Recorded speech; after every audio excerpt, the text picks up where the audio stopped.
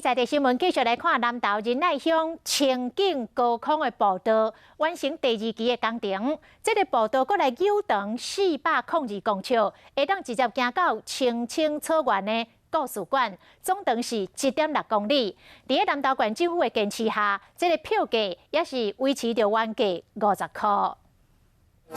一阵真古早样妹妹带领现场来宾向前行，海拔1700公尺天空步道，南投县清境高空环境步道第2期工程完工，就是伫原先第1期基础上，搁再延伸402公尺，一直到清境农场青青草原的故事馆。第2期兴建完成之后啊，短短的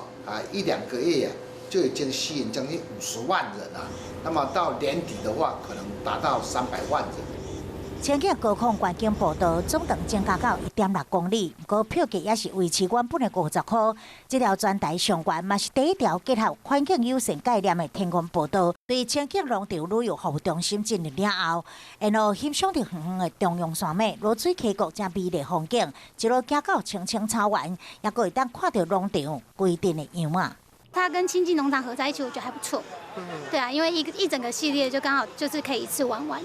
南投县政府建议游客造访清境高空环境步道，也可会当配合着秋冬旅游补助方案，希望地方的景点建设结合中央的旅游补助，带动南投县的观光。